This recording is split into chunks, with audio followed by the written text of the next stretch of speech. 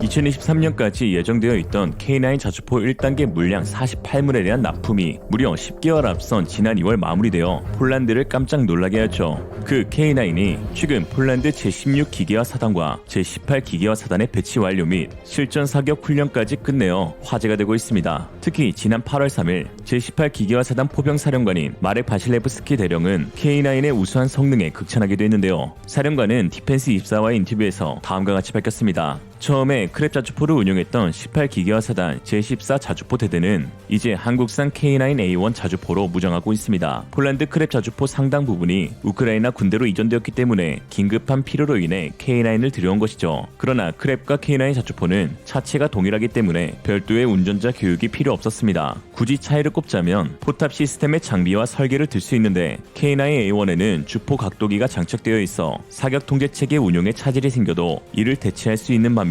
크랩에는 주포 각도기가 장착되어 있지 않다는 것입니다. 그러나 성능에서의 큰 차이는 없습니다. 우리 제14 자주포 대대는 예정된 K9 자주포 24문을 빠르게 모두 수령 완료하였습니다. 그 과정에서 인도된 K9A1 시뮬레이터는 매우 놀라웠습니다. 시뮬레이터 교육은 비용을 절감하고 시간을 단축하며 군인이 요구하는 기술을 빠르게 습득할 수 있도록 합니다. 라고 했죠. 현재 폴란드로 인도된 48문의 K9 자주포 중 24문은 18기계화 사단 14 자주포 대대에 나머지 24문은 제16기계화 사단 소속 제11 마주리아 포병연대에서 사용 중에 있는데요. 특히 최근 11 마주리아 포병연대는 실제 사격 시험까지 마친 상태였고 K9의 우수한 사격 능력에 대해 호평하기도 했습니다. Jak dzisiaj mogliśmy zaobserwować, strzelanie zakończyło się sukcesem, działa są precyzyjne, ogień trafił w punkt, w cel, cel został zniszczony. Możemy pochwalić się szybkostrzelnością dział. 3 pociski wystrzeliliśmy zaledwie w 15 sekund. Szybki system ładowania. Wóz dowodzenia, w którym ja się znajduję, wysyłał zadania ogniowe. Żołnierze, chłopaki w działonach szybko poprzyjmowali cel i otworzyli ogień. Zmierzono czas, załoga średnio wyszkolona, powiedzmy średnio wyszkolona, to są załogi krabowskie. Na nowym sprzęcie, mówię, może i detale, różnice, jednak różnice są. Czas otwarcia ognia poniżej 17 sekund bodajże. Także jest to dobry wynik. Jest imponujące. Czy jest jakaś różnica współpracy wozu dowodzenia między Krabem a K9A1? Różnicy nie ma, ponieważ to jest system. Także system mamy taki sam jak na Krabie, natomiast system obsługi jest inny. I w ostatnim czasie trwało intensywne szkolenie. Byliśmy dzisiaj świadkami strzelania armat haubic samobieżnych K9A1. Jak by pan ocenił ten sprzęt? Jest to sprzęt podobnej klasy jak Krab. Tutaj zastosowane są nieco inne rozwiązania w samej nasadzie namkowej oraz uszczelnieniu lufy. Sprzęt jest niewiele niższy, co przekłada się na zmniejszenie masy o 1 tonę. I zakładam, że dzięki temu będzie on trochę bardziej mobilny. Wiadomo, jak się masa przekłada. Jest zwiększona jednostka ognia, która jest na pokładzie działa. I tutaj załogi, poszło to bardzo płynnie, ale to z uwagi na to, że są to przeszkolone załogi po Krabach, a różnice to są tak naprawdę detale.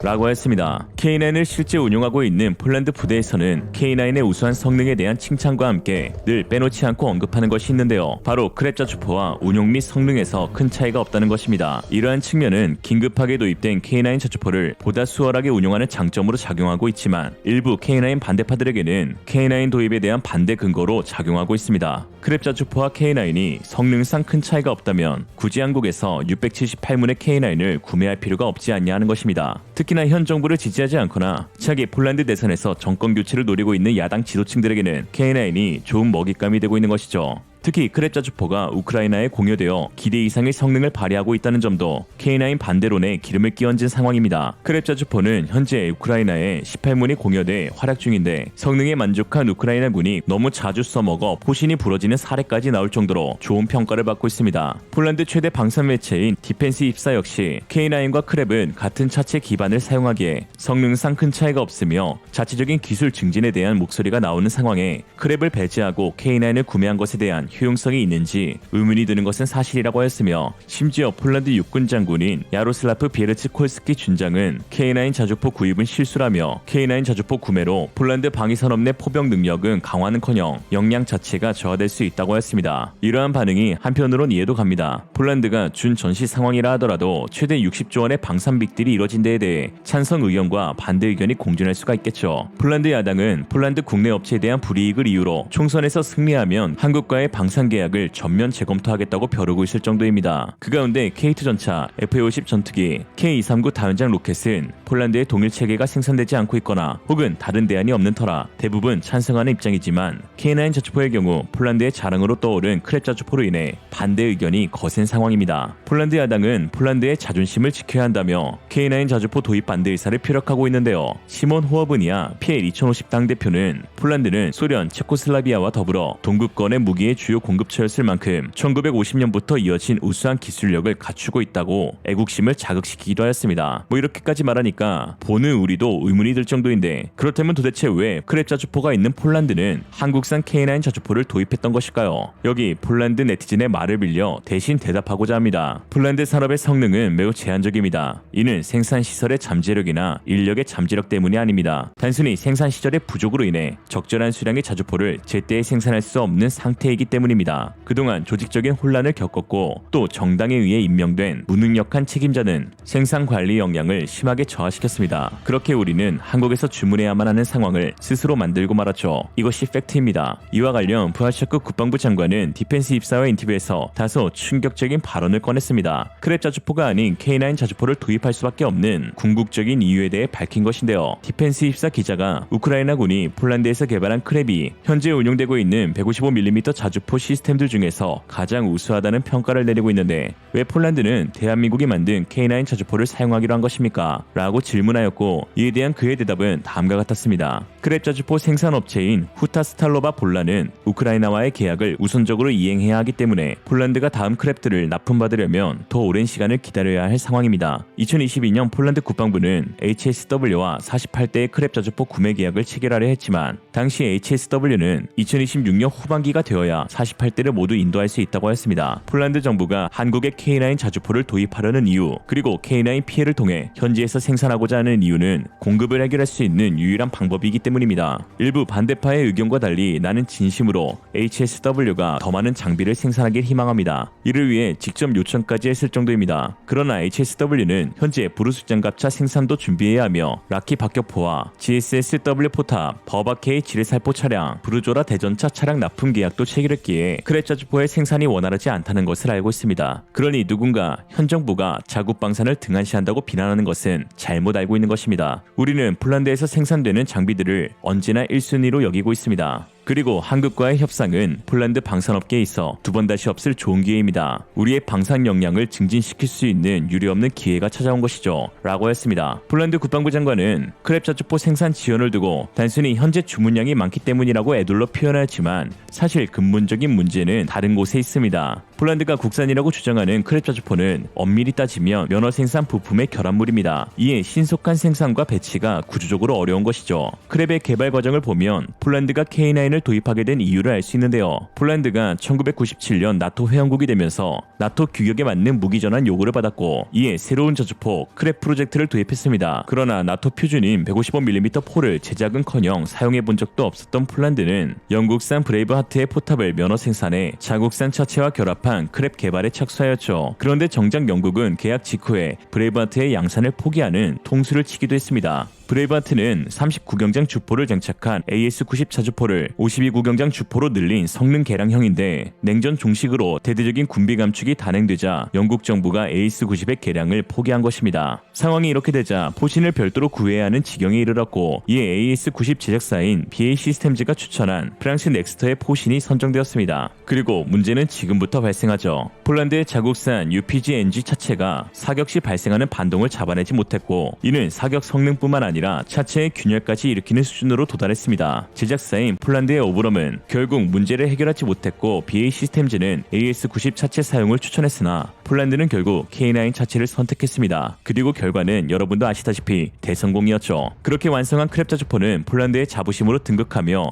우크라이나에서 종횡무진 활약 중입니다. 그러나 포심, 포탑, 차체, 구동계통의 기술 제휴 업체와 공급처가 모두 상의해서 대규모 양산을 추진하기에는 어려움이 많습니다. 단종된 부품도 있을 지경이니까요. 거기다 영국, 프랑스, 독일제 부품으로 이루어진 크랩 자주포는 한국산 부품보다 월등히 비쌌습니다. 우크라이나는 최근 55대의 크랩 자주포를 7억 유로 9,500억을 주고 구매하기로 합의하였는데 대당 단가는 무려 172억 원입니다. 반면 K9 자주포는 대당 40억으로 무려 4배 이상의 가격 차이가 발생하는 것이죠. 그럼에도 불구하고 K9 자주포를 취소하고 크랩 자주포를 도입하자는 건 준 전시 상황에 폴란드 야당이 배부른 소리를 하고 있는 것입니다. 전쟁이나 그에 맞먹는 위기의 상황이라면 현실적으로 납기가 가능한 좋은 무기를 최대한 빨리 도입하는 것보다 먼저 고려될 것은 없는 것이죠. 더구나 가격까지 저렴하다 사지 않을 이유가 없는 것입니다. 이 모든 것을 고려했던 폴란드 정부는 반발이 있을 걸 알고도 K9 도입을 강행하였고 그리고 항상 다음과 같은 한마디를 꼭 하였죠. 다른 대안이 있다면 내게 말해달라. 한편 K9의 비현실적인 연간 생산량이 공개돼 최근 화제가 되고 있습니다. 하나와 현대로템의 유럽지사 로비스트인 덴마크의 모건 모겐센 대표는 최근 자신의 SNS를 통해 한국 주력 방산 수출 품목에 대한 연간 생산 능력을 공개했는데요. 그는 현재 하나와 현대로템이 생산 능력을 2배로 늘리고 있다며 그렇게 되면 300에서 320대 K9 저주포, 150대의 K10 탄약운반 장갑차, 150에서 180대의 K2 전차를 생산하게 될 것이라고 했습니다. 1년 생산량이 유럽 웬만한 국가 전 기갑 부대를 넘었을 정도로 막대하다는 것을 알 수 있었죠. 현재 하나 에어로스페이스는 K9 판매 호조로 사상 최고 연간 실적을 달성하였으며 수주잔고 19조 원 돌파라는 쾌거를 달성했습니다. 특히 폴란드양 K9 1차 물량을 차질 없이 공급하기 위해 올 상반기부터 경남 창원 3사업장의 생산 라인을 증설키로 하였으며 인력도 추가 채용 중인데요. 이것이 바로 모겐슨 대표가 언급한 2배의 생산 능력을 말하는 것입니다. 자국 방산을 키우고 싶다는 폴란드가 이해가 되지 않는 건 아니지만 전쟁에는 자존심이 없다는 것 또한 명심해야 할 것입니다. 자존심이 안보를 지켜주진 않습니다. 6.25 전쟁 당시 한국 참전용사의 수첩 필사본에는 우리도 전차가 있었으면 우리도 전차만 있었더라면 이라는 문장이 적혀 있었다고 합니다. 이러한 가슴 아픈 현실을 겪은 한국은 그 뒤 화력의 진심을 다하며 기갑부대 양성을 위해 엄청난 노력을 다했습니다. 중국은 우리의 이러한 무기를 두고 미국과 러시아의 기술을 혼합해 만든 짬뽕 무기라던가 세계 각국의 기술들을 통합한 무기라고 조롱하곤 합니다. 그래서 어쩌라고요? 우리는 살기 위해 개발했고 지키기 위해 밤을 지새웠습니다. 초기 한국의 부족한 기술력을 메꾸기 위해 자존심이고 뭐고 조금이라도 기술을 얻으려 기술진들은 곁눈질에 맨땅에 헤딩에 애써왔고 결국 오늘날 세계를 이끄는 우리만의 원천 기술을 확보하게 된 것입니다. 오늘의 한 줄 평, 지켜야 할 것은 자존심이 아니라 국가의 안보다. 최근 나토 동부 회원국들을 향한 러시아와 벨라루스의 군사적 위협이 고조되고 있습니다. 특히 벨라루스는 러시아가 전술 핵무기까지 배치한 칠러 국가로 러시아 용병 기업인 바그너 그룹은 지난달부터 벨라루스에 머물러 합동 군사 작전을 수행하고 있는데요. 바그너 전 수장 프리고진의 무장 반란 실패로 완벽히 러시아 수중에 들어간 바그너 용병들은 푸틴의 명령에 따라 벨라루스로 주둔지를 옮긴 상태이며 현재 5천여 명 이상의 병사들이 벨라루스 군인들과 합동 훈련을 실시하고 있습니다. 이러한 위협에 가장 노출되어 있는 국가는 벨라루스와 국경을 맞대고 있는 폴란드입니다. 지난 2일에는 벨라루스의 군용 헬기가 폴란드의 영공을 무단으로 침범하여 큰 논란이 일기도 했죠. 바그너의 주둔으로 기가 살았는지 알렉산드로 루카센코 벨라루스 대통령은 지난달 23일 바그너 그룹이 폴란드를 공격하길 원한다 라는 주장을 펼치며 폴란드를 압박하였습니다. 그러나 여기서 폴란드는 예상치 못한 대응을 하기 시작했는데요.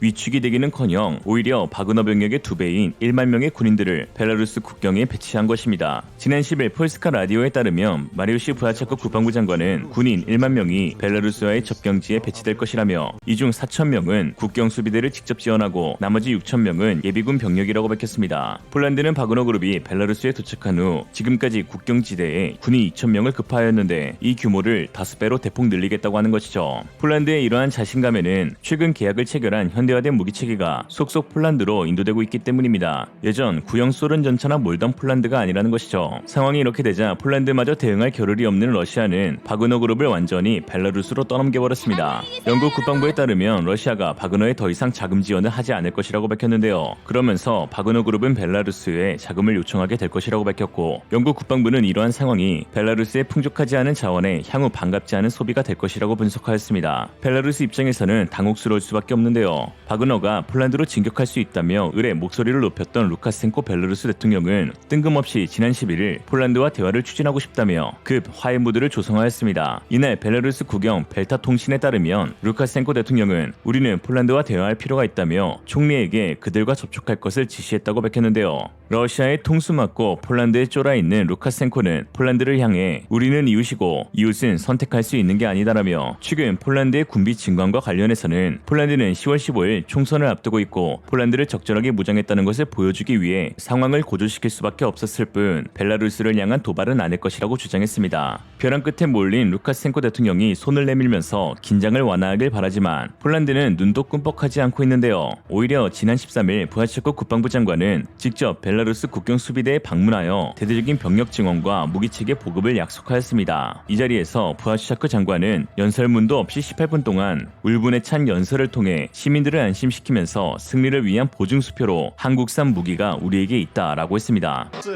Będą mogli świętować właśnie w ten sposób, poprzez spotykania z ludźmi. Część naszych żołnierzy będzie pełniła swoją służbę na granicy polsko-białoruskiej. Zapewniają zobaczyć, jak przebiega proces modernizacji wyposażenia Wojska Polskiego, a więc najnowocześniejszy sprzęt, zarówno zakupiony w Stanach Zjednoczonych, jak na przykład czołgi Abrams, w Korei Południowej, jak czołgi K2 czy armatohaubice K9, będzie ponadpotężniejszymi czołgami na świecie.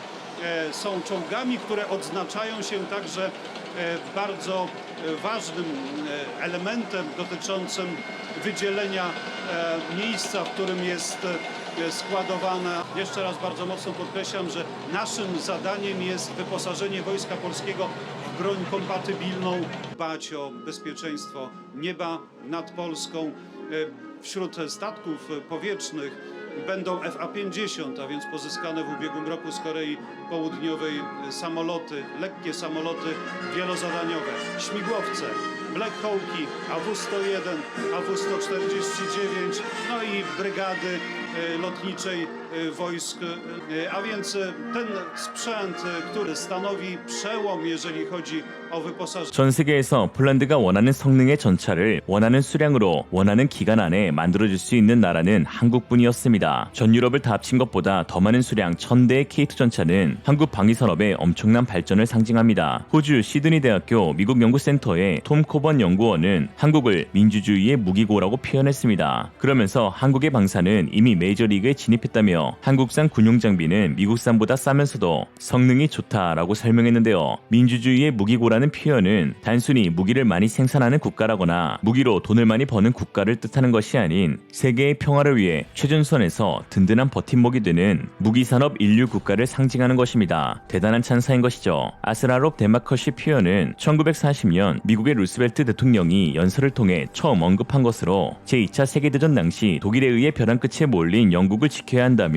미국 방위산업이 민주주의의 무기고 역할을 해야 한다고 국민들을 설득할 때 쓰였던 표현입니다. 그리고 이제는 우리가 그 바통을 이어받고 있는 것이죠. 70년 전 동족 상잔의 비극으로 인해 모든 것이 황폐해진 한국은 기적이라는 말로도 충분치 않는 가히 엄청난 발전을 통해 현재 서방을 대표하는 민주주의의 무기고 민주주의의 병기창이 되었습니다. 물론 우리 손으로 무기를 개발하면서 그동안 많은 기술진들은 온갖 억측과 모욕에 시달리기도 했었습니다. 그 돈이면 미국산 무기를 사는 게 훨 낫다. 원천 기술도 없는 한국 주제에 무슨 무기를 만드냐와 같은 반응도 있었죠. 이러한 반응은 비단 중국과 일본뿐만 아니라 일부 자국 국민들도 서슴없이 내뱉었던 말들이었습니다. 그러나 우리 기술진들은 시작은 어렵겠지만 언제까지 외국산 장비에 우리의 안보를 맡길 순 없다는 각오로 미래를 그려나갔고 결국은 이뤄냈습니다. 오늘의 한 줄 평. 일본은 과거를 그리워하고 중국은 현재에 그쳐버리며 한국은 미래를 그려나간다. 우리는 레오파르트 전차를 더 이상 구매하지 않을 것입니다. 지난 2월 독일산 레오파르트 2A7 전차 54대를 구매한 노르웨이가 예정되어 있던 추가 구매 옵션을 행사하지 않기로 결정하면서 화제가 되고 있습니다. 최근 노르웨이 비용그램 국방장관은 야당 소속 테르에 할란란트 의원의 질문에 대한 답변을 통해 최종적으로 레오파르트는 72대 대신 54대를 구매함으로써 절감된 비용은 우선순위에 따라 방공 또는 장거리 정밀무기 체계 도입에 사용될 것이라고 하였습니다. 이에 할란란트 의원은 노르웨이가 저렴하게 전차를 확보할 수 있는 기회가 무산되었다며 매우 실망했다라고 전했는데요. 옵션 행사를 통해 전차를 추가 구매하게 된다면 물가 상승과 상관없이 계약 당시 책정되어 있었던 가격 그대로 도입할 수 있었기 때문에 가장 저렴한 구매였다라는 지적도 나오고 있습니다. 이에 노르웨이 매체 NRK 역시 옵션 행사를 포기한 이후 현재 레오파르트의 가격은 급격히 상승하였다라고 꼬집었는데요.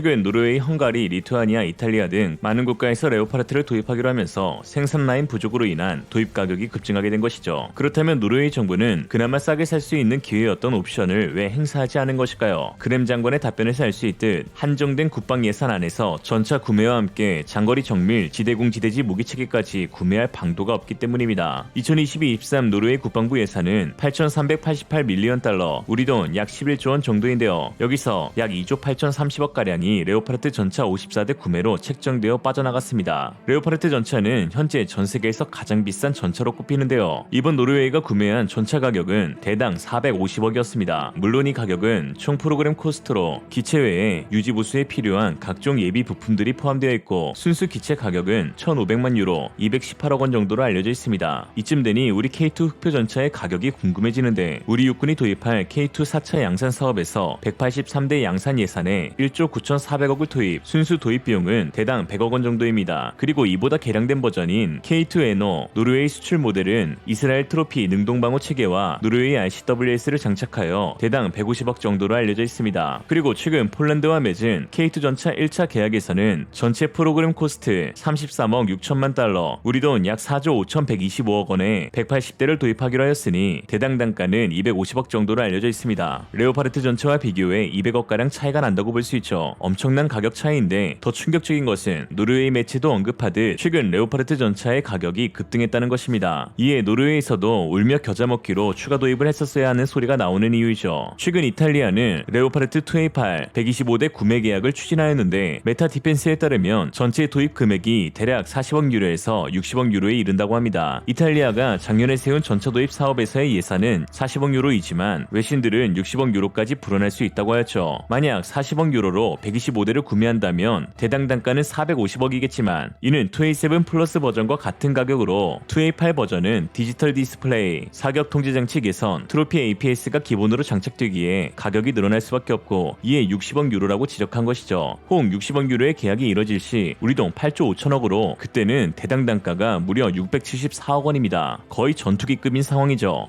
이 정도면 급등이 맞긴 하네요. 더군다나 현재 레오파르트 생산업체인 크라우스 마페이 베그만은 이미 밀린 주문에 납기 준수에 대한 어려움을 토로하고 있는데요. 거듭된 생산 지연으로 인해 노르웨이는 3년 뒤인 2026년부터 첫 인도를 시작으로 2031년이 되어야 54대의 전차를 모두 받을 수 있을 것이라 하였습니다. 계약 체결 이후 9년이 지나야 54대의 전차를 받는다는 것이죠. 만약 노르웨이가 정치적 선택이 아닌 순수한 평가 결과에 따른 K2 전차 구매 계약을 체결했더라면 폴란드 도입 단가 기준 무려 100대의 K2 전차를 보유할 수 있게 되었을 것입니다. 거기다가 2년 내로 출고가 가능했을 것이죠. K2 전차 생산업체인 현대로템은 2022년 4분기 폴란드 K2 초도 물량 10대를 1차 실행 계약 체결 4개월 만에 인도한 데 이어 올해 9월까지 인도하기로 한 18대 납품을 약 3개월 앞당긴 6월에 완료하여 총 28대의 K2 전차를 보냈습니다. 내년 2023년에는 56대의 납기 준수를 약속하였고 2025년까지 96대가 순차적으로 출고되어 약 4년 만에 180대의 전차를 보낼 수 있게 되는데요. 독일 크라우스 마페의 배구만과는 비교조차 할 수 없는 생산 속도입니다. 이에 노르웨이 네티즌, 매체, 군사 전문가들은 일제히 현 정부의 정치적 선택에 비판하고 있는 상황인데요. 노르웨이 매체 D에는 정부는 현대로템의 한국형 K2 흑표전차 도입을 권고한 군수물자청의 전문가 조언을 무시하여 이 같은 상황을 초래했다. 당시 FMA는 K2 전차가 성능은 동일하고 가격은 현저히 낮다는 평가를 내렸다라고 했습니다. 실제로 군수물자청 FMA 소속 군인들은 현지 평가 이후 K2 전차가 더 낫다는 보고서를 2번이나 제출하기도 하였죠. 또한 노르웨이 총참모장 크리스토퍼 센 역시 노르웨이가 독일 표 표범이 아닌 한국 표범을 구매해야 한다고 하였는데요. 역시나 저렴한 가격과 빠른 납기의 이유로 K2 블랙팬서의 구매를 추천하였습니다. 노르웨이 네티즌 역시 비슷한 반응을 보이고 있습니다. 8년 뒤 2023년에 54대의 전차만 보유하겠다는 것은 사실상 형식만 갖춰놓은 전차 부대를 운용하겠다는 뜻이다. 비싼 가격이 문제였다면 K2 전차를 구매했어야 한다. 전차전에서 수적 열세와 경험 부족을 초래할 것이고, 그리고 나토에서 요구하는 최소한의 전차 비율도 갖추지 못할 것이다. 앞으로 우크라이나에 대한 지원 및 잠재적인 위협에 대응할 수 있을지 의문스럽다. 폴란드는 1년 사이 28대의 전차를 받았습니다. 그 다음 해에는 56대의 전차를 받는다고 합니다. 노르웨이 정부의 정치적인 목적이 정말 국가의 안보보다 더 우선시되어야 한다는 겁니까? 라고 했습니다. 지나가는 폴란드 네티즌 역시 한국은 이미 몇 달 전에 폴란드에 K2를 납품했는데 독일은 아마 헬멧만 전달하고 2046년에 줄 거다 라면서 이 상황을 비꼬았죠. 한편 최근 폴란드 네티즌이 올린 한 영상이 화제가 되고 있는데요. 폴란드 시내로 보이는 장소에서 폴란드 K2 전차들이 줄지어 이동하고 있었던 장면이 포착된 것입니다. 폴란드 국기와 우크라이나 국기를 나란히 걸고 웅장한 배기음을 내뿜으며 도로를 주행하는 모습이었는데요. 그 모습이 마치 러시아를 향해 진격하는 듯한 모습이었지만 사실 8월 15일로 예정된 폴란드 국군의 날 퍼레이드를 위한 준비로 K2 전차를 이동시키던 중이었습니다. 그러나 그 모습이 너무나 비장해 해외 네티즌들은 이건 퍼레이드가 아니야, 그들은 전쟁을 준비하고 있어 라며 글을 남기기도 했죠. 실제로 러시아는 최근 폴란드의 대대적인 군비 증강에 한껏 경계 태세를 취하고 있습니다. 지난 10일 러시아 쇼이구 국방부 장관은 국방회의를 통해 나토는 동유럽에 36만 명의 병력을 집결시켰고 폴란드는 서부 우크라이나를 점령할 준비를 하고 있다. 만약 폴란드가 러시아와 직접 전쟁을 치르려 한다면 이는 모든 파괴적인 결과를 초래하는 제3차 세계대전이 될 것이다 라고 경고하면서 폴란드의 전쟁 개입을 반대했습니다. 상당히 쫄아있는 것 같은데요. 그럴 수밖에 없는 게 최근 폴란드의 기갑부대는 마치 16세기 유럽 전역을 호령했던 폴란드 기병부대 윙드 후사르의 재현을 보는 듯하기 때문입니다. 유럽 최고의 지상군이었던 그 부대 말이죠. 최근 영국 매체 더 네이셔널 뉴스는 헤비메탈 폴란드 유럽 최강의 전투강국이라는 기사를 보도했습니다. 기사에서는 폴란드가 한국에서 구매한 K2 블랙팬서 주력 탱크 1000대, K239 천무 218기, 618문의 K9 썬더 자주포를 보유할 계획을 세우므로 이로써 영국, 프랑스, 독일, 이탈리아를 합친 것보다 더 많은 화력을 보유하게 될 것임을 천명하였다. 나토의 전 사무차장 세야 박사는 폴란드가 유럽에서 가장 강력한 군대가 되는 과정에 있다는 데 동의했다. 폴란드는 이제 조연이 아니다. 나토에서 주도적 역할을 할 주연으로 북동 유럽 방어의 핵심 방위자가 되었다라고 했습니다. 폴란드가 이처럼 유럽 최강의 지상군이 되는 데에는 단연 한국산 무기가 핵심적인 역할을 하였습니다. 폴란드는 무기 도입 과정에서 흔히 볼 수 있는 리베이트, 절충교역 또는 정치적 이유들이 아닌 오직 성능, 가격, 납기를 최우선으로 삼았고 이에 한국과의 40조 원 규모의 대형 무기 거래를 추진한 것입니다. 성능, 가격, 납기만 놓고 본다면 한국산 무기가 선정되지 않을 이유가 없기 때문이죠. 최근 덴마크가 K9 자주포가 아닌 이스라엘 자주포를 구매한 건 역시 결국 친이스라엘 성향의 덴마크 관료들이 이스라엘 무기를 도입하기 위해 서류까지 조작하면서 K9 자주포에 대한 평가를 거짓으로 꾸민 사실이 드러날 만큼 투명한 성능 검증 과정에서는 한국산 무기가 독보적인 우위에 있음이 분명한 사실입니다. 그래서 개인적으로 폴란드가 고맙기도 하고요. 첫 번째 무기 거래였지만 한국을 믿고 전차, 자주포, 전투기, 다연장 로켓, 포탄, 그리고 이제는 K9 차체를 또 수입해 자국산 장갑차까지 개발한다고 하니 믿어준 만큼 우리 무기들이 폴란드의 든든한 소신이 되길 간절히 바라봅니다. K2 등 한국산 무기를 가져간 폴란드, 이제 그 사돈의 나라에게 나를 건네주게. 오늘의 한 줄 평, K2는 이름대로 간다. 러시아 킬러, 폴란드 키퍼. 폴란드 국영 매체 TVP의 한 기자는 한국에서 도입한 현대화된 무기 체계를 폴란드에서 볼 수 있는 건 매우 역사적인 순간이라며 차마 흥분을 감추지 못하였습니다. Także oczywiście czołgi Abrams oraz koreańskie K2, K9, a także HIMARSy, do tego też samoloty F-16 czy koreańskie FA-50, a także amerykańskie F-35, które niedługo już wejdą na wyposażenie polskiej armii. To wszystko będziemy mogli zobaczyć. Defilada na pewno ze wszechmiar historyczna z tego względu, że po raz pierwszy na tych ulicach nie zobaczymy żadnego sprzętu postsowieckiego. Nasz super nowoczesny sprzęt, który Wojsko Polskie zakupuje, no i to też pokazuje, jak duży krok, jeżeli chodzi o rozwój, zrobiła polska armia. 가장 먼저 등장한 무기들은 사용 연한이 오래됐거나 비교적 가격이 저렴한 무기였으며 이후 점점 더 현대화된 그리고 도입 가격이 비싼, 즉 폴란드군의 핵심 장비로 꼽히는 무기들이 후에 배치되어 있었다는 것입니다. 그 마지막 행렬에서는 크랩 자주포, 에이브람스 전차, 하이마스, K2 블랙팬서, K9 자주포 등의 모습을 볼 수 있었는데요. 특히 한국의 K2 블랙팬서 전차는 미국의 에이브람스 전차보다 더 뒤인 제일 마지막에 입장하여 그 중요성을 드러내기도 했습니다. 원래 주인공은 제일 마지막에 등장하는 법이죠. 실제로 폴란드는 1000대의 K2 전차 구매 계약을 체결할 정도로 K2 전차에 대한 높은 신뢰 그리고 상당한 만족감을 표하고 있습니다. 이번 퍼레이드에서도 K2 전차는 많은 폴란드 시민들의 관심을 받고 있는데요. 특히 실제 운용하고 있는 폴란드 기계화 사단의 전차병들에 의해 K2 전차의 우수한 성능이 입증되고 있는데, 폴란드 전차병들은 현재 폴란드가 보유 중인 전차들 가운데 가장 특별하고 차원이 다른 장비라고 극찬하였습니다. Też ma 3 załogantów, czyli też jest automat ładowania. Zgadza się. Przy czym tutaj amunicja jest umieszczona gdzie? Z tyłu wieży? Z tyłu wieży. Czyli nie siedzą na karuzeli tak jak było w 7.2, a automat ładowania jest umieszczony z tyłu. Jaka jest pojemność automatu ładowania? 23 pociski. No więc liczba amunicji w automacie ładowania w tym wozie jest porównywalna z liczbą amunicji w 7.2, natomiast wyposażenie tego pojazdu, system kierowania ogniem, system ostrzegania, komfort pracy załogi, on ma klimę? Ma. Strzelaliście już z nich? Strzelaliśmy, oczywiście, że strzelaliśmy. Jest płynny przede wszystkim. Jest płynny, jest... On ma hydropneumatyczne zawieszenie? Zgadza się. Tak, ma hydropneumatyczne zawieszenie. Ten wóz jest po prostu wygodny, jest komfortowy. Oczywiście jest to zupełnie inny sprzęt. Systemy, które są zastosowane, są systemami już nowoczesnymi, systemami takiego XXI wieku. Więc jeżeli to wszystko się na siebie nakłada, załoga jest w stanie prowadzić naprawdę precyzyjny ogień. Jeżeli chodzi o hydropneumatyczne zawieszenie, ono pośrednio też przyczynia się do skuteczności ognia, ponieważ eliminuje drgania wozu, tak? Przez to załoga ma dużo łatwiej trafić w cel. No i można tym zawieszeniem jeszcze sobie zwiększać, zmniejszać kąt pochylenia Tak, to armaty. też ma kilka funkcji, ponieważ możemy sobie zwiększyć kąt, maksymalny kąt, pod jakim jesteśmy w stanie prowadzić ogień na wzniesieniach czy na wzniesieniach przede wszystkim. Oczywiście to też zwiększa możliwości taktyczne, ponieważ załoga jest w stanie schować się za wzgórzem, za małym pagórkiem, by prowadzić obserwację tylko i wyłącznie przez przyrząd obserwacyjny dowódcy, po wykryciu celu wychylić się dosłownie 10 cm, oddać strzał i schować się z powrotem. Tu jest system Hunter-Killer, tak? Czyli dowódca Hunter-Killer. namierza cel i generalnie może naprowadzić wstępnie armatę na ten cel? Tak, system Hunter-Killer to troszeczkę inna rzecz, jeżeli chodzi o hydropneumatykę, dlatego że tutaj działonowy prowadzi obserwację, jak i dowódca. I w momencie, kiedy dowódca wykryje cel, może jednym przyciskiem od razu skierować armatę na ten cel. Jak osiągi tego wozu w terenie? On ma silnik 1500 koni. 1500 koni, czyli tak jak Abrams, tak jak Leopard, tak? Tak. Mniej więcej ta sama moc. I jak oceniasz osiągi wozu w terenie?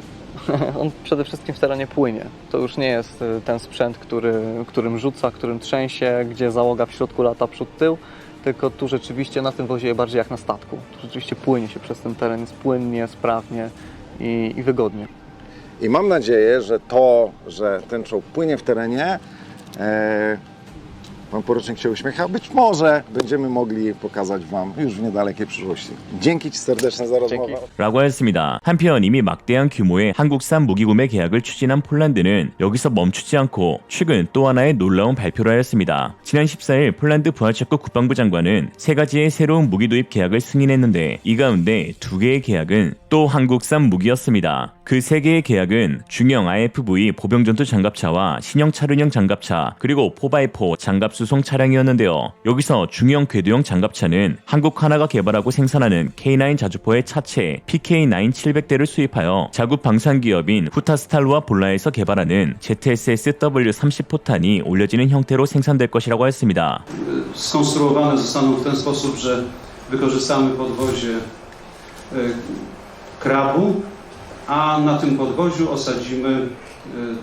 osadzimy wieżę, bezzałogową wieżę. 폴란드는 이미 지난 2016년 자국의 자주포 개발 과정에서 한국 K9 차체를 구입해 크랩 자주포를 개발하는 등 차체 성능에 대한 깊은 신뢰감을 가지고 있습니다. 이렇게 말씀드리면 레드백 차체와 동일한 것인가 궁금해하실 수 있는데, 레드백은 K21 보병전투 차량의 차체에 K9 자주포 파워팩을 도입해서 개발한 차체이고, 폴란드의 중형 IFV는 서스펜션, 구동장치, 고강도 강판, 궤도형 휠 등이 전부 포함된 K9 차체 그대로를 가져다 사용하는 것입니다. 디펜스24 보도에 따르면 한국 PK9 차체는 우크라이나에서 사용된 크랩 자주포를 통해 신뢰성, 주행 특성 및 오프로드 성능에 대한 찬사를 받았고, 최대 50톤의 무게를 지탱할 수 있는 매우 유연한 구조를 가졌기 때문에 대지뢰 방어력에 대한 장비를 추가할 수 있는 선체 터브가 충분히 재설계될 수 있다. 이는 MBT에 가까운 보호 수준을 요구하는 폴란드군 목적에 따라 중형 IFV를 제작하는데 매우 적합하다라고 했습니다. 2016년 폴란드는 96대의 K9 차체를 수입하면서 당시 총 프로그램 코스트 2억 6천만 달러, 한화 약 3,500억, 대당 36억 원에 구입을 했는데요. 이를 토대로 약 700대의 차체 계약을 계산하게 되면 대략 2조 5,331억 원 규모로 예상됩니다. 이날 폴란드가 구매하기로 한 무기는 비단 K9 차체뿐만은 아니었는데요. 또 다른 한국산 무기가 있었습니다. 바로 기아가 생산하는 K151 4x4 장갑 수송 차량이었죠. 현대, 한화, 카이에 이어 이제 기아까지 대박입니다.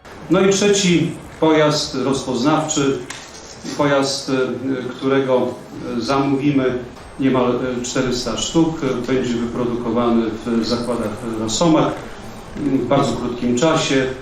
Odpowiada potrzebom Wojska Polskiego. Przechodzimy już do historii z erą Honkerów i różnych takich pojazdów, które swoje dobre lata już dawno mają za sobą.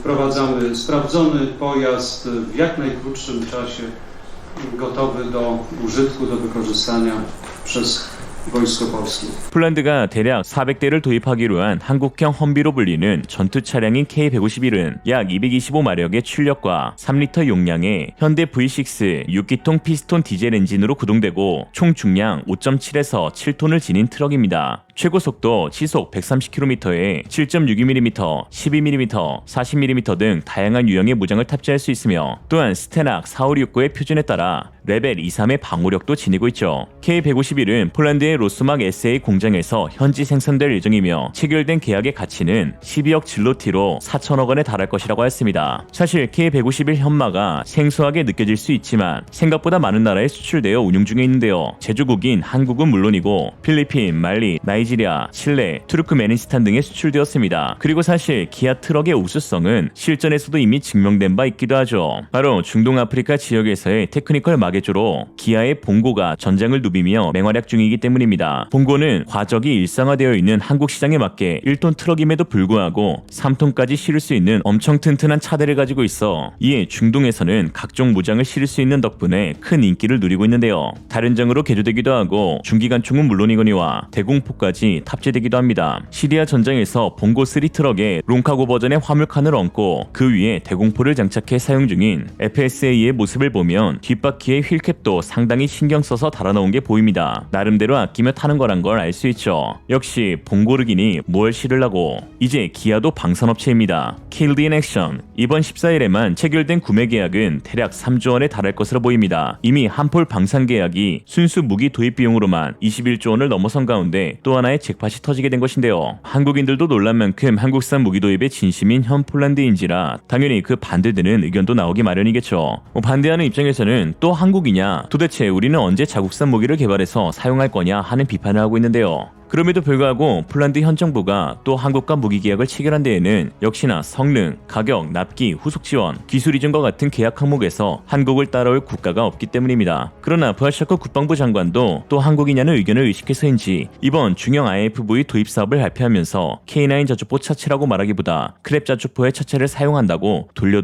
설명하기도 했습니다. 그러면서 부하샤크는 우리는 폴란드 국영방산그룹의 최대 생산 능력을 활용하고 있습니다. 다만 우리의 새로운 주문을 통해 그동안 폴란드 국영방산 기업이 생산하지 않았던 장비도 추가로 생산할 수 있도록 영감을 줄 수 있습니다. 또한 기술적 도움을 통해 자체적인 무기도 개발할 수 있는 것이죠. 라고 했습니다. 장관님, 어차피 늘 반대 의견은 있기 마련이니 천천히 쇼핑하시고 마음껏 구매하세요. 한 가지 확실한 것은 폴란드군은 한국과의 거래를 통해 엄청난 군사적 발전을 이뤄내고 있다는 것이고 또 한국은 이번 계약을 통해 세계에서 손에 꼽히는 방산 강국으로 도약할 수 있게 되었다는 것이죠. 특히 폴란드 부총리 야로slaw 카친스키의 연설 장면은 상당히 인상적이었는데요. 개인적으로 한 10번은 본 것 같습니다. 이 영상을 통해 왜 우리가 폴란드와 함께 앞으로 계속 나아가야 하는지 잘 알 수 있었죠. 한번 보겠습니다.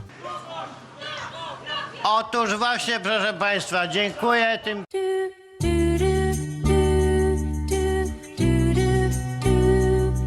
이 정도면 폴란드와 협력하는 게 맞지. 폴란드 공군에 납품한 FA-50 게필러 1, 2호기가 지난 15일 폴란드 국군의 날을 기념해 현지에서 공식적인 첫 비행에 성공했습니다. FA-50 뒤에 붙은 용어인 GF는 게필러의 약자로 틈을 메운다는 뜻인데요. 항공기는 계약 체계로 양산을 거쳐 인도하기까지 수년이 소요되는데 이 사이 전력 공백을 최소화하기 위해 게필러란 이름으로 1차 물량이 신속히 제공되었습니다. 카이는 폴란드와 FA-50 전투기 수출 계약을 체결한 지 단 10개월 만에 첫 납품에 성공했습니다. 10개월 만에 전투기 계약부터 납품까지 한 것은 전 세계에서도 유례를 찾아볼 수 없는 매우 빠른 속도로 폴란드 정부 역시 한국의 빠른 납기에 감사를 표하기도 했죠. 이번 폴란드의 FA-50 비행은 그간 미국, 프랑스, 이탈리아 등 선진 항공업체의 전유물이었던 유럽 항공시장의 국산 항공기의 존재감을 본격 알리는 계기가 되었습니다. FA-50에 대해 긴가민가하는 반응이었던 폴란드 시민들도 이날 FA-50이 멋진 비행으로 폴란드 하늘에 나타나자 큰 환호와 박수로 맞이하였죠. 8월 15일 진행된 폴란드 국군의 날 퍼레이드에서는 총 90대의 항공기가 투입되었습니다. 폴란드 F-16C 호크, 미투 헬기, M346 훈련기, 보잉 737, G550 걸프스트림, C-130 수송기, M28 브리자, PZL 130 오를릭, AW149 헬기, S-70I 블랙호크, 수호-22 M4 등을 선보였는데 그중 단연 하이라이트는 FA-50 GF 2대의 첫 비행 성공이었습니다. 폴란드에 보낸 FA-50은 2대인데 왜 3대가 비행하냐 의아해하시겠지만 앞에 나선 기체는 폴란드 공군이 보유한 미그-29로 함께 편대를 이루어 비행한 후 미그 전투기가 편대를 이탈하는 퍼포먼스를 통해 폴란드 공군의 항공체계가 자연스럽게 FA-50으로 교체된다는 의미를 강조한 것입니다. 폴란드 매체 프로탈로 브로니는 공중돌파 퍼레이드 폴란드 공군의 과거와 미래의 마지막 만남이라는 제목의 기사에서 폴란드 공군은 소비에트 플랫폼에 작별을 구하고 새로운 기계로 전환하는 역사적인 움직임을 준비하고 있다. 그 예로 몇 주 전 한국에서 인도된 최초의 전투기 FA-50 GF 2대와 그들이 교체할 러시아 미그-29가 현대에서 이탈하기도 했다라고 했습니다. 구수련 무기체계에서 현대화된 서방 무기로의 전환을 추진하고 있는 폴란드에게 동방의 강력한 방산 강국인 한국은 최대 핵심 파트너가 되었습니다. 카이 강구영 사장은 과거 전투기 원조를 봤던 한국이 국산 항공기로 유럽의 하늘을 날며 대한민국 항공 역사를 새롭게 썼다면서 전 세계 660여 대의 항공기를 운영하고 있는 카이의 후속 지원 역량을 기반으로 폴란드 공군의 항공 전력 강화에 기여하겠다라고 말했습니다. 이날 폴란드 군사 퍼레이드에서는 각종 한국산 무기들을 볼 수 있어 한국에서도 큰 화제가 되었는데요. 보는 내내 하도 국뽕이 차올라 이날 전국의 주모들이 야근했다는 썰이 돌 만큼 우리나라 무기가 유럽 폴란드에서 모습을 드러낼 때마다 어색하면서도 매우 놀라웠습니다. 이러한 반응은 비단 한국 국민들뿐만 아니었는데요. 해외 매체들 역시 폴란드에서 선보인 한국산 무기에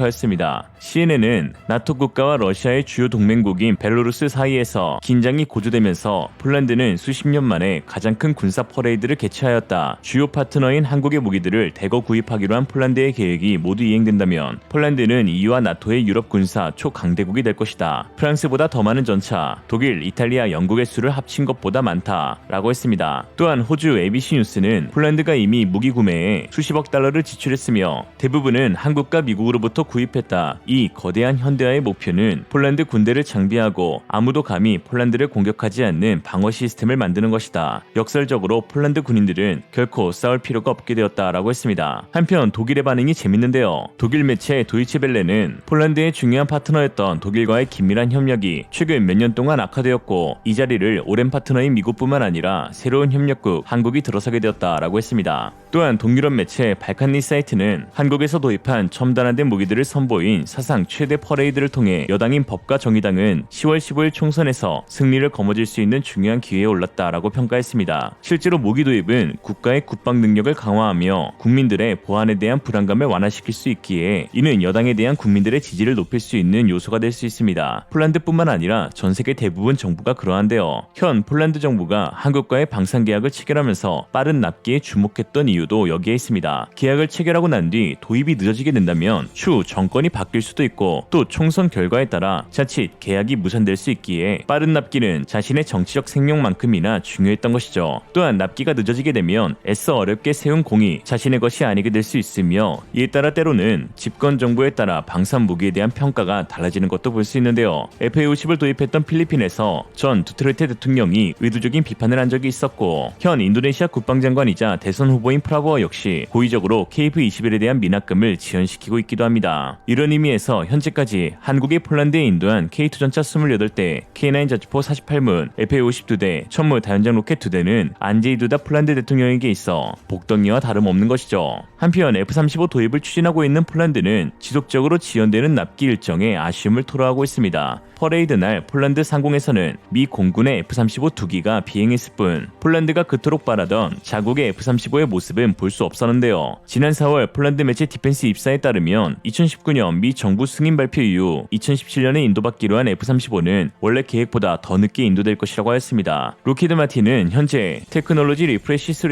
또는 TR3로 알려진 F-35 업그레이드에서 소프트웨어 결함으로 상당한 지연이 발생하고 있다고 전하였습니다. 미 국방부는 지난 6월 업그레이드가 완전히 준비될 때까지 TR3를 장착한 새로 제작된 F-35를 받아들이지 않을 것이라고 발표하기도 했는데요. TR3는 F-35에 더 나은 디스플레이, 컴퓨터 메모리 및 처리 능력을 제공하기 위한 업그레이드 패키지의 프로그램 이름으로 로키드 마틴 CEO인 제임스 타이클레는 지난달 TR3의 소프트웨어와 전투기의 새로운 하드웨어가 함께 작동하는 것이 어렵다라고 밝혔습니다. 이에 폴란드 일각에서는 한국 KF-21의 공동 개발을 통해 4.5세대 주력 전투기를 구매해야 한다라는 목소리도 나오고 있는데요. 내년부터 양산되는 KF-21의 빠른 납기 장점뿐만 아니라 항공기 특성상 기체 도입 비용보다 유지보수 비용이 더 많이 투입되기에 폴란드에 구축된 카이 MRO 센터에서 FA-50과 KF-21의 운용 통합을 추진해 더 낮은 비용과 높은 가동률 두 마리 토끼를 잡을 수 있다는 것이죠. 지난 7월 카이는 폴란드 기지사무소를 개소했는데요. 이번 기지사무소는 단순하게 FA-50 수출 지원 역할에 그치는 것이 아닌 항공기 수명 주기의 70%를 차지하는 후속 운영 지원 사업에 대한 야심이 깔려 있습니다. 카이 관계자는 항공기는 납품 이후 보통 30년을 운용한다며 항공기 가격이 30이면 MRO만 70일 정도로 후속 운영 지원 사업은 고부가 가치라고 말했는데요. 폴란드 FA-50 수출 실적이 30억 달러임을 감안하면 후속 사업은 70억 달러, 우리 돈 9조 이상의 가치가 있는 것이죠. 한편 FA-50의 대규모 수출과 KF-21의 순조로운 개발이 진행 중인 카이에 최근 예상 못한 충격적인 소식이 전해졌습니다. 지난 13일 국내 한 언론사 기자는 KF-21의 양산 가격이 대당 880억 원으로 F-35 스텔스 전투기보다 비싸다는 보도를 낸 것인데요. 기자는 방사청의 한국형 전투기 사업단이 지난 2월 산출한 KF-21 한 대당 가격은 890억 원을 초과했다며 이는 우리 공군 120대, 인도네시아 공군 40대 등 160대 양산을 감안한 순수 기체 가격이라고 했습니다. 그러면서 KF-21보다 성능이 좋다는 미국 F-35A의 가격이 가파르게 떨어지고 있는데 초기에는 대당 1억 달러 이상이었지만 지난해 7천만 달러대에 안착했다고 하였죠. 그러나 사실 이러한 보도에는 언급되지 않은 한 가지 중요한 사실이 있습니다. 기자가 언급한 F-35 대당 7천만 달러는 올해 1월 3일 외신을 통해 첫 보도된 로키드 마틴 대변인의 발언에서 F-35A가 대당 7,020만에서 6,990만 달러를 기록할 것이란 발언이었는데요. 그러나 이 가격은 항공기 기체 가격에서 가장 큰 지분을 차지하고 있는 엔진이 포함되지 않은 가격이었습니다. 미 공군의 F-35 전투기는 엔진 포함 비용과 서비스 비용이 별도라 미 안보 협력국과 가격 협상을 해야 합니다. 엔진과 장착 비용을 포함한 서비스 비용은 920만 달러로 알려져 있습니다. 전투기의 가격에는 전투기의 운용에 필요한 제반 시설과 파일럿 훈련 비용, 예비 부품 및 무장 가격이 포함된 프로그램 코스트, 그리고 순수하게 기체 가격만을 따지는 유닛 코스트가 있는데요. 일례로 인도 정부가 발표한 라팔의 유닛 코스트는 1억 500만 달러, 한화 1,403억 8,500만 원 정도로 계산되었지만 프로그램 코스트는 대당 3천억 원 이상 육박하였습니다. 그러니 적어도 KF-21과 F-35 두 기종의 가격을 비교하기 위해서라면 엔진이 포함된 동일한 조건에서 도입 단가를 비교해야 하는 것이 맞지 않나 싶습니다. 더구나 KF-21은 일정 시간에 걸친 적은 계획량의 생산을 추진하는 저율초도 생산 품목이고 F-35는 생산이 시작된 지 10년이 넘은 규모의 경제를 이룬 기체라는 사실을 배제하기도 했는데요.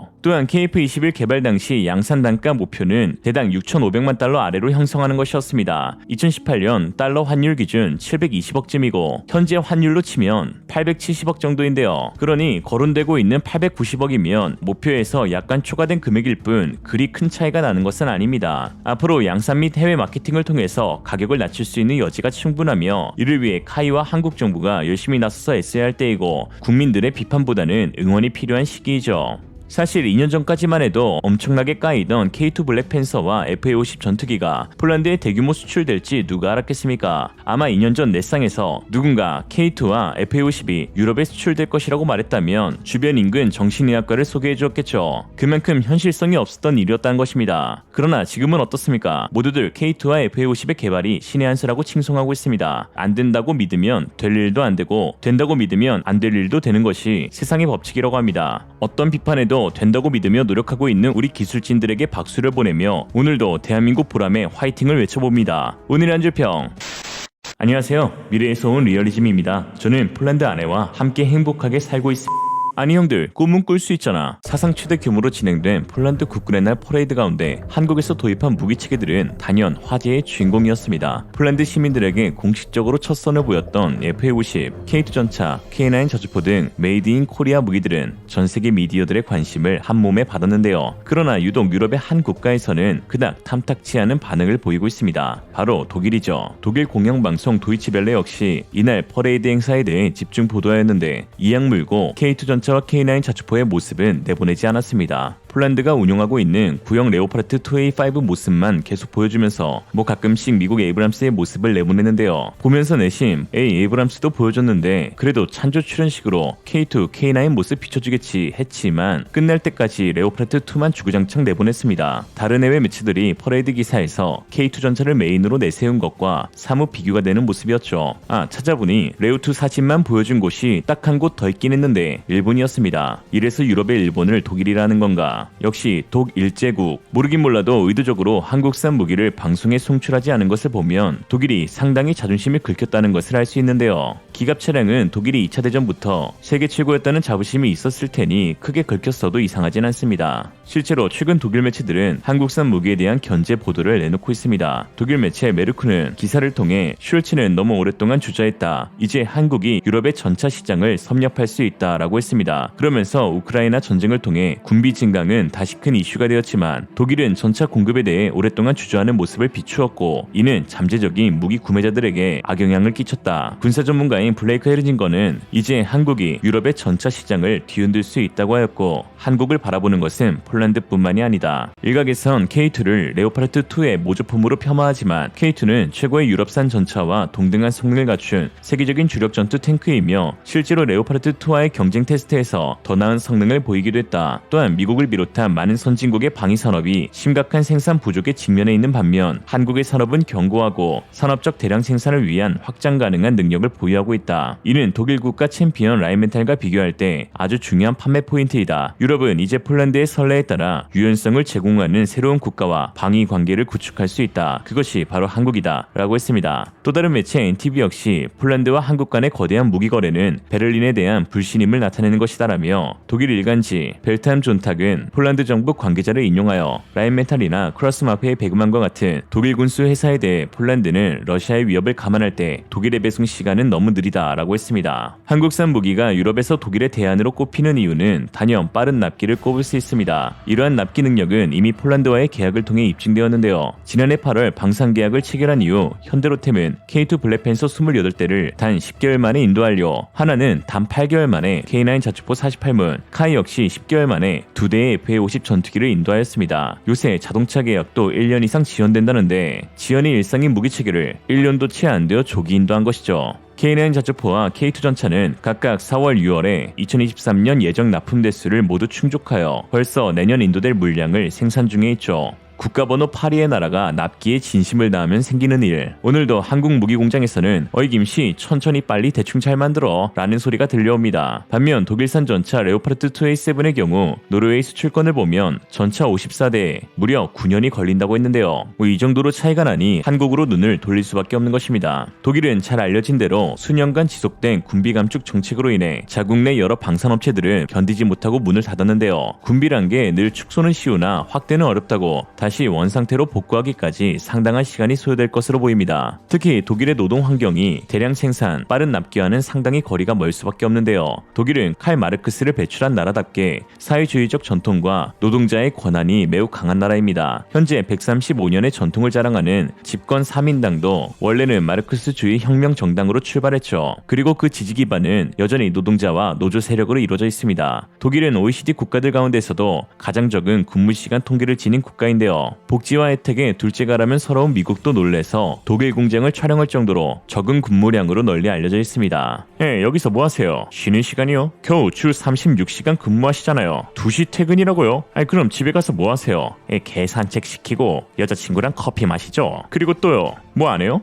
쉬죠. 정책에 대해 옳고 그름을 따지려는 것은 절대 아닙니다. 각기 주장하는 대로 장단점이 분명하게 있으니까요. 그러나 결과만 놓고 이야기하자면 독일 산업에서 노동자에 대한 권리, 혜택, 우대 정책이 늘어날수록 산업의 효율성은 떨어지고 있는 것이 입증되고 있습니다. 포커스 독일판에서는 업계는 숙련공 문제를 해결하기 위해 주당 근로시간을 42시간으로 늘릴 것을 제안하고 있다며 지그마 가브리엘 전 외무장관은 무엇보다 먼저 우리는 매일 이 나라에서 헌신적으로 일하는 사람들이 필요하다며 왜 독일인들이 미래에 더 오래 일해야 하는지에 대해 말했다라고 했습니다. 이제 장인의 나라로 이름을 떨쳤던 독일에서는 부족한 근로시간으로 인해 숙련된 노동자가 점차 사라지고 있는 현실입니다. 사람들 사이에서는 더 조금 일하고 더 많이 쉬자 분위기가 형성되면서 경제에도 악영향을 끼치고 있는데요. 올해 독일은 2분기 연속 GDP 마이너스 성장률을 기록하면서 사실상 경기 침체에 들어섰습니다. 블룸버그는 독일은 제조업 부문을 중심으로 침체가 심화되었다라고 했죠. 연수입의 40% 이상을 세금으로 걷고 있는 독일에서는 직장만 다닌다면 딱히 먹고 사는 문제가 지장이 없으니 굳이 더 일할 필요가 없다는 반응입니다. 이것이 일반적인 기업이라면 딱히 상관없겠지만 방위산업이라면 이야기가 달라집니다. 방위산업은 먹고 사는 문제가 아니라 국가의 안보가 걸려있는 문제이기 때문입니다. 특히나 한국과 같이 아직 전쟁이 끝나지 않은 나라, 군사적 위협이 계속 진행되고 있는 나라에서는 군수산업은 절대 멈출 수도 멈췄어도 안 되는 분야이죠. 일례로 LIG 넥스원이 무려 8년 동안 영업이익률 단 1%였음에도 불구하고 사업을 철회하지 않았던 것은 국가의 안보를 지킨다는 사명감과 책임감으로 나섰기 때문입니다. 물론 한국의 야근 문화, 빨리빨리 문화에 대한 부작용도 존재한다는 것은 누구나 다 아는 사실입니다. 그러나 그 기반으로 한국 경제가 성장했고 오늘날 방산강국으로 도약하게 된 계기가 되었다는 것도 부정할 수 없는 사실입니다. 이제 이러한 빠른 납기와 대량 생산 능력은 민주주의 무기고로서 긴박한 유럽의 안보에 유일한 대안이 되고 있는 것이죠. 물론 한국산 무기가 단순히 빨리 줄 수 있다는 장점 하나만으로 독일 방산을 뛰어넘었다고 말할 수는 없습니다. 성능에서 비교 우위를 보여줄 수 없다면 유럽 표준 무기 자리를 선점하고 있는 독일과 경쟁할 수 없겠죠. 그런데 최근 독일산 무기 체계가 막연히 더 좋은 성능을 가질 거라는 고정관념이 서서히 깨지고 있습니다. 본격적으로 한국산 무기가 해외 선진국들로 수출되면서 현지 테스트를 통해 독일산보다 더 낫다는 평가를 받고 있는 것인데요. 노르웨이 전차 도입 사업에서는 K2 전차가 독일산 레오파르트 2A7 플러스 전차와 비교해 더 나은 성능을 보였다는 결과를 받았고 심지어 노르웨이 국방물자국은 두 차례나 현대로템의 K2 전차를 추천하기도 했죠. 또한 호주 차세대 장갑차 도입 사업에서는 독일 린스 장갑차와 한국 하나 레드백 장갑차가 최종 후보로 경쟁하였는데 결국 레드백이 우선 협상 대상자로 선정되면서 또 한 번 승리하기도 했습니다. 앞서 호주 일간 디 오스트레일리아는 독일 라인멘탈의 입찰가가 더 낮았지만 성능에서 한화의 레드백 장갑차가 린스보다 더 나았다며 공급 계약의 배경을 전하기도 하였습니다. 특히 독일은 호주 공장에서 생산하는 호주산 라인메탈 복서를 역으로 수입하겠다는 조건까지 내걸었지만 결국 성능에서 밀리면서 엄청 자존심을 구긴 상황이 되었죠. 호주 파이낸셜 리뷰 앤드류 틸렉 기자는 국방부는 장관들에게 두 설계 모두 기준을 충족한다고 발언했지만 한화 레드백이 테스트에서 예상보다 더 강력한 성능을 보인 후 육군 내에서 견고한 지지를 받고 있다라고 말했습니다. 이제 성능에서도 무조건 독일이 낫다는 독바, 한국이 낫다는 한가는 점차 사라지게 되겠죠. 특히나 최근 나토 회원국들 사이에서 독일에 대한 반감이 커지고 있다는 것도 주목할 만합니다. 독일은 나토의 터줏대감 노릇을 하면서 그동안 각종 무기들을 팔아치겨 왔었는데요. 정작 최근 나토 전역에 군사적 긴장감이 돌고 있을 때에는 책임을 지지 않으려는 모습을 보이면서 회원국들 사이에 큰 실망감이 오가고 있습니다. 8월 17일 방송 날짜로는 오늘이네요. 로이터 통신에 따르면 독일 정부가 새 예산 제정법 초안에서 나토의 연간 국방비 지출 목표인 국내 총생산 GDP 2% 조항을 삭제해 논란이 일고 있습니다. 올해 초부터 올라프 숄츠 총리가 약속했던 2% 초과 달성 목표를 슬그머니 지운 것으로 유럽의 큰 형님이었던 독일이 이제 그 영향력을 잃을 수 있다는 분석이 나오고 있습니다. 못할 것 같으면 약속이라도 하지 말지 무려 3차례에 걸쳐 2%를 지키겠다고 약속하더니 결국 통수를 친 것이죠. 독일이 나토에서의 영향력을 잃고 있는 사이 한국 방산의 최대 파트너인 폴란드가 군사적 영향력을 확대하면서 나토의 새로운 군사 초강대국으로 들어서고 있습니다. 특히나 폴란드 내에 만연한 반독일 감정으로 인해 독일은 더욱 초조한 상황을 맞이하고 있는데요.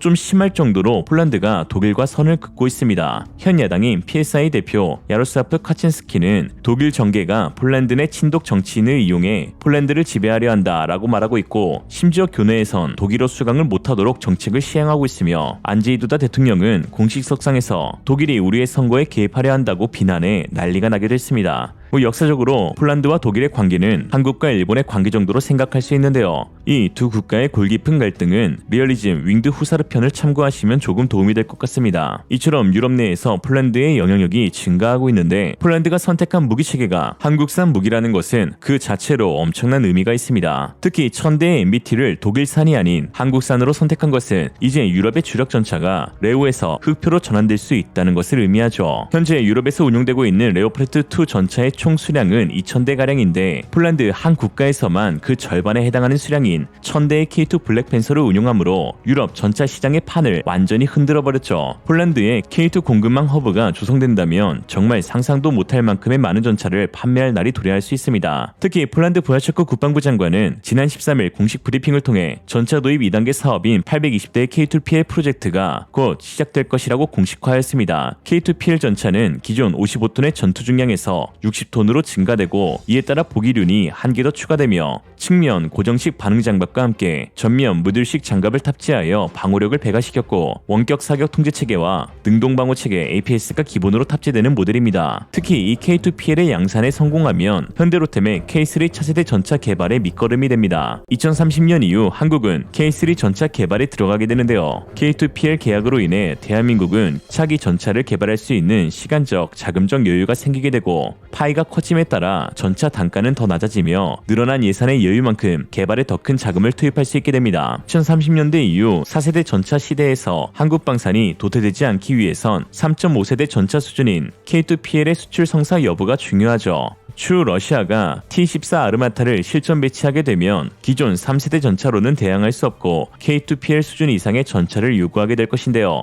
K2PL의 고객이 되면 K3 전차의 잠재 고객이 될 길도 자연스럽게 열리게 되는 것이죠. 한편 독일의 4세대 전차 사업인 MGCS는 최근 난항에 빠진 상태입니다. 지난 16일 독일 매체 메르크에 따르면 독일 라인메탈과 프랑스의 넥스터의 합작회사인 KNDS의 전체 책임자이자 라인메탈의 CEO인 랄프 케첼은 느리게 진행되고 있는 차세대 전차 사업에 환멸을 느낀다고 하였습니다. KNDS는 독일의 국방 예산이 더 많이 투자될 것을 기대하고 있는데요. 그러나 아직까지 새로운 프로젝트에 대한 자금 지원을 받지 못한 상태입니다. 독일 국방 예산이 KNDS로 투입되는데 지연되고 있는 이유는 놀랍게도 업체에 대한 납기 불신 때문이었죠. 즉 서로가 서로를 느리다고 핀잔 주고 있는 상황인데, 여기서 독일의 모든 문제가 드러나고 있다고 볼 수 있습니다. 또 하필 파트너가 프랑스라뇨. 유럽의 일본인 독일과 유럽의 중국인 프랑스. 야, 옹졸이 가슴에 진다. 누군가는 말합니다. 한국산 무기가 팔려나가는 것이 그리 좋냐고. 결국은 사람을 해치는데 사용되는 거 아니냐고. 맞는 말이죠. 처맞는 말. 전쟁 나서 다 이룬 뒤 그래도 우리는 양심은 지켰다며 도덕적으로 결국 우리가 승리한 거라 말하면 뭐합니까? 그깟 기분 한번 내려는 심보에 내 목숨 잃으면 뭐하냐 말입니다. 폴란드 안제이 두다 대통령의 한마디로 오늘 영상 마치겠습니다. 우리가 10억, 100억, 심지어 수천억을 들여 한국에서 무기를 구입하는 것은 여러분들이 피를 흘리며 싸울 필요가 없도록 오히려 우리 모두가 평화롭게 살아갈 수 있는 폴란드를 만들기 위해서입니다. 즉 힘이 있어야 평화도 있다. 지난 6월 19일 폴란드로 수출되는 국산 다연장 로켓 K239 천무가 경남 창원 하나에어로스페이스 공장에서 출고되었습니다. 이번에 출고된 천무는 한국이 개발한 발사대와 폴란드 옐츠 트럭이 통합된 폴란드 폴란드형 천무로 제식명은 호마르 K로 불립니다. 이번에 보낸 천무 세대는 지난해 10월 기본 계약을 체결한 이후 9개월도 채 안 돼 폴란드행 선박에 선적되었는데요. 이게 얼마나 빠른 거냐 하면 2019년 폴란드가 18대의 하이마스 계약을 하였는데 만 5년 차인 2023년 5월 15일에 겨우 4대의 하이마스를 인도받게 되었습니다. 이것만 봐도 한국이 얼마나 빨리 납품해주는지 알 수가 있죠. 김동영 하나창원 사업장은 폴란드 요구에 맞게 설계와 개발이 되었고 생산 설비 개조 등도 빠르게 진행되었다. 생산 속도와 원가 절감 노력이 성공의 배경이라며 폴란드도 한국 엔지니어들을 데려가고 싶다고 말할 정도로 큰 만족감을 보였다라고 했습니다. 당초 예상대로라면 8월 중순경 도착해야 했지만 폴란드 군사 전문가 표르트에 따르면 폴란드행 선박이 연착이 되어 다소 늦어지고 있다고 합니다. 한편 이번 천무 출고식에서 눈에 띄는 장면은 바로 그동안 베일에 감춰져 있던 신형 발사대가 처음으로 장착되었다는 것입니다. 이는 한국 전술탄도 미사일인 KT즘-2 블록 1, 2 전용 포드로 미국이 개발한 구경 600mm의 에이테킴스와 동급인 미사일인 KT즘을 발사하는 발사대인 것이죠. 그동안 KT즘-1은 지상의 견인형 고정 포드에서 사용되어 왔지만 KT즘-2 개발을 통해 K239 이동식 차륜형 발사대에서 사용이 가능해졌습니다. 사거리도 180km에서 290km로 확대되었죠. 얼마 전 KT즘-2 두 발이 120km 이상 떨어진 표적에 연달아 정확히 명중하는 영상이 공개되어 화제가 되기도 하였는데 첫 번째 미사일이 표적에서 불과 1-2m 떨어진 지점을 타격하였고 두 번째 미사일은 먼저 생긴 구멍에 또 한 번 정확히 명중하는 소름 돋는 정확도를 보여주기도 하였습니다. 이런 상황 가운데 최근 놀라운 소식이 전해졌는데요. 7월 6일자 국방부 정보 공개 목록에서 전술 지대지 유도무기 2 블록 3의 확대된 사전 개념 연구 수시기술 검토 회의가 열린 것을 알 수 있었습니다. 전술 지대지 유도무기 2는 KT즘-2를 가리키는데요. 또한 여기서 블록이란 같은 체계하에 특정 기능 및 기술적인 측면에서의 진화적 개량을 의미하여 즉 큰 틀에서 볼 때 체계는 같으나 블록 단계를 거쳐 보다 더 진화된 성능을 가진다는 것을 말합니다. 뭐 이렇게 말씀드리면 야 블록 1도 모르겠는데 블록 3는 또 뭐냐 라고 하실 수 있습니다. 빠르게 한번 살펴보면 고정형 발사대용인 KT즘-1은 구경 600mm에 사거리 180km를 가졌고 이동형 발사대용인 KT즘-2 블록 1은 구경 600mm에 사거리 290km, KT즘-2 블록 2는 구경 900mm에 사거리 300km로 알려져 있습니다. 그리고 이번에 새롭게 확대된 연구 검토에 따라 KT즘-2 블록 3가 개발될 것으로 보이는데 현재 유력한 개량 범위는 구경 900mm에 사거리 500km로 미국의 프리즘 딥 스트라이크 미사일의 한국형 버전으로 꼽을 수 있습니다. 즉 KT즘-2 블록 2는 에이테킴스급이라고 볼 수 있으며 KT즘-2 블록 3는 현재 미국에서 개발 중인 프리즘 미사일급으로 볼 수 있죠. 아직 이와 관련 재원 및 성능 여부에 대해서 명확히 공개된 것은 없지만 사거리가 분명하게 늘어날 것을 알 수 있는 이유는 정보 목록에서 확대된이라는 표현을 사용했기 때문입니다. 우리나라 국방부는 공식 발표 때마다 사거리가 늘어났다라는 의미를 두고 뭐 증대, 연장, 개량, 개선, 확충, 증강, 향상, 증진이라는 수많은 단어 대신 확대라는 표현으로 고정하여 사용하고 있습니다. 3년 전 브리핑을 참고해봐도 사거리 800km로 확대되었다라고 언급하는 것을 알 수 있죠. 군사용 탄도 미사일의 사거리는 800km까지 확대되었고 즉 전술지대지 유도무기의 확대 연구는 사거리 300km에서 500km로 늘어난다는 것을 알 수 있습니다. 전술적 미사일에서 500km가 사실상 최대치이기 때문이죠. 그런 의미에서 KT즘-2 블록 3는 그동안의 전술탄도 미사일과는 차원이 다른 확실한 게임 체인저가 될 것이 분명합니다. 그렇다면 과연 그 개발에 어떤 숨겨진 의미가 있는지 그리고 앞으로 우리 군에 어떠한 영향을 미칠지 같이 한번 빠르게 살펴보죠. 앞서 언급한 바와 같이 KT즘-2 블록 3는 미국이 개발한 정밀 타격 미사일, 프리시전 스트라이크 미사일, 즉 프리즘의 한국판이라고 할 수 있습니다. 프리즘 미사일 역시 미국 에이테킴스의 후속으로 개발 중인 미사일이거든요. 이에 프리즘 미사일의 개발 과정을 먼저 살펴보면 KT즘-2 블록 3의 성능과 위력, 용도와 의미를 어느 정도 가늠할 수 있기 때문에 그 시발 점을 먼저 살펴봐야 합니다.